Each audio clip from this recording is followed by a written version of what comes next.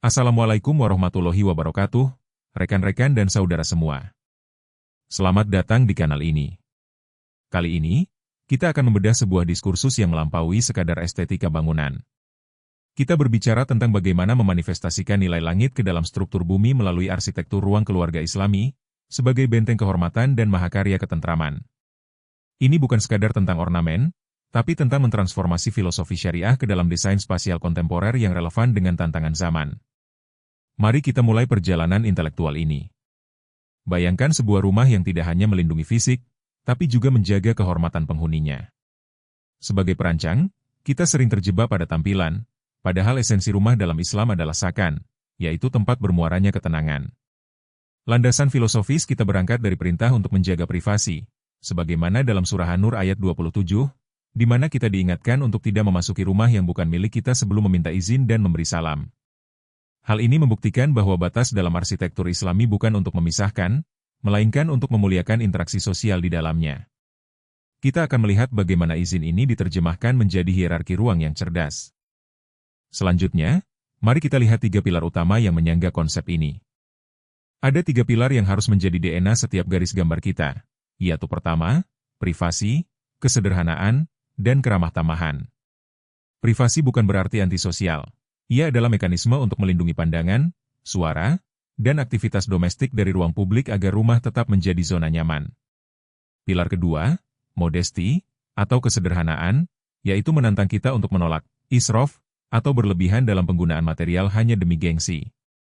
Dan pilar ketiga, hospitality, atau keramah tamahan, memastikan tata ruang kita inklusif bagi tamu tanpa melanggar adab.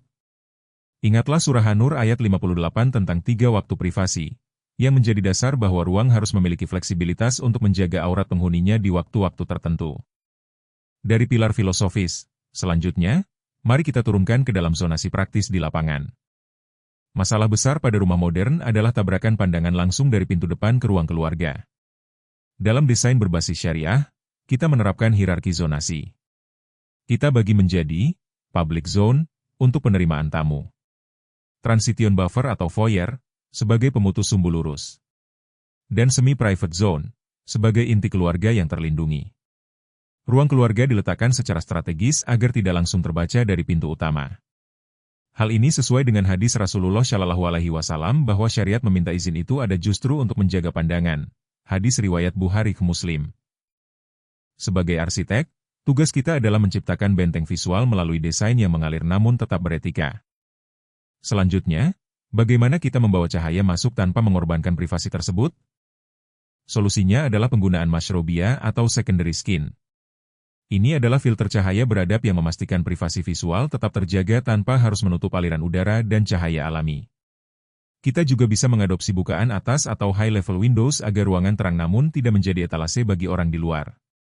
Prinsip ini sangat selaras dengan surah An-Nur ayat 30 tentang perintah bagi mukmin untuk menahan pandangan. Desain ini secara aktif membantu penghuni dan orang luar untuk menjalankan perintah agama tersebut secara natural melalui stimulasi arsitektural. Selanjutnya, mari kita masuk ke jantung interaksi keluarga, tata letak furnitur. Dalam ruang keluarga Islami, desain harus mendorong musyawarah. Kita mengusung konsep orientasi memusat yang memfasilitasi kontak mata penuh antar anggota keluarga.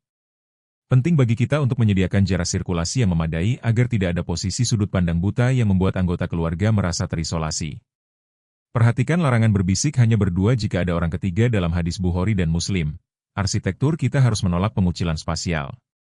Setiap sudut ruang harus membuat semua orang merasa diterima dan setara, bukan sekadar duduk menghadap layar TV secara pasif. Selanjutnya, selain aspek sosial, kesehatan fisik penghuninya adalah amanah yang harus dijaga melalui ekologi ruang. Arsitektur Islami adalah arsitektur yang bernapas. Kita wajib menerapkan cross ventilation untuk membuang kelembapan dan rasa sesak. Cahaya difus dari samping atau atas harus dikelola dengan cerdas agar nyaman secara visual tanpa mengekspos isi rumah. Mengapa ini penting? Karena ada kaidah fiqh la doror wala diror, tidak boleh membahayakan diri sendiri dan tidak boleh membahayakan orang lain. Hadis riwayat Ibnu Majah. Ruang yang sehat adalah bentuk penjagaan kita terhadap amanah tubuh yang diberikan Allah Subhanahu wa Ta'ala. Rumah yang sesak secara udara akan berdampak pada kesesakan jiwa penghuninya. Dari aspek udara, mari kita bicara tentang sentuhan material yang mendukung ibadah. Pemilihan material bukan soal kemewahan, tapi soal toharoh, kesucian. Kita harus memilih permukaan lantai atau karpet yang minim celah debu dan mudah dibersihkan dari najis. Material alam yang jujur dan ramah lingkungan lebih diutamakan karena mencerminkan kerendahan hati dan menolak estetika kesombongan. Sebagaimana hadis Muslim menyatakan bahwa kebersihan atau kesucian adalah sebagian dari iman. Sebagai praktisi, pastikan spesifikasi material Anda mendukung kemudahan bersuci, sehingga setiap jengkal ruang keluarga bisa menjadi tempat yang layak untuk sujud seketika.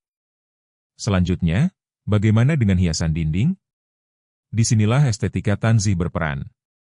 Dalam dekorasi, kita mengadopsi prinsip tanzih atau non-figuratif. Hindari patung atau lukisan makhluk bernyawa yang mendominasi, dan gantilah dengan keagungan kaligrafi, fraktal geometri, atau motif flora yang elegan.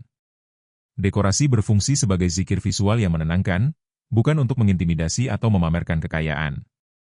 Ingatlah peringatan bahwa malaikat enggan memasuki rumah yang berisi gambar makhluk bernyawa. Hadis riwayat Bukhari ke Muslim.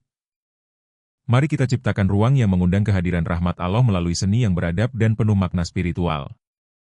Selanjutnya, di era modern ini, kita juga harus bijak dalam mengelola teknologi di dalam ruang. Teknologi harus tunduk pada adab ruang, bukan sebaliknya. Konsep konsil teknologi menyarankan agar televisi atau perangkat digital disembunyikan saat tidak digunakan agar tidak mendikte fokus interaksi keluarga. Selain itu, gunakan built-in storage untuk mencegah penumpukan barang yang mengundang sifat tabzir atau boros. Allah Subhanahu wa Ta'ala memperingatkan dalam surah Al-Isra ayat 26 dan 27 bahwa pemboros adalah saudara setan. Ruang yang rapi secara visual mencerminkan pikiran yang tertata. Mari kita bantu klien kita hidup lebih minimalis namun berkualitas. Selanjutnya, sebagai ringkasan, mari kita bandingkan dengan paradigma konvensional. Jika kita bandingkan, perbedaan antara paradigma konvensional dan berbasis syariah sangatlah fundamental. Di mana konvensional mengejar keterbukaan mutlak, kita menawarkan hierarki semi-privat. Di mana konvensional fokus pada display barang, kita fokus pada kemudahan toharoh dan penyimpanan yang efisien untuk mencegah tabzir. Intinya adalah keseimbangan. Seperti pesan dalam surah Al-A'raf ayat 31, kita diperbolehkan menikmati keindahan dan fasilitas dunia, asalkan tidak berlebih-lebihan, karena Allah Ta'ala tidak menyukai orang yang melampaui batas. Ini adalah panduan praktis bagi Anda saat berhadapan dengan klien di meja desain. Akhirnya, kita sampai pada tujuan akhir dari semua ikhtiar desain ini. Rekan-rekan sejawat, arsitektur Islami bukan sekadar menempelkan kaligrafi di dinding.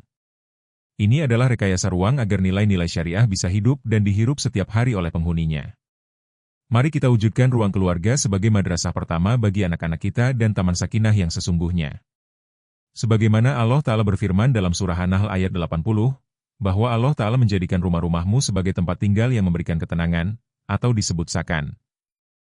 Jadikan setiap garis gambar Anda sebagai amal jariah yang membawa ketentraman bagi dunia. Terima kasih telah menyimak paparan ini. Jangan lupa untuk terus berkarya dengan hati dan iman. Sampai jumpa di video berikutnya.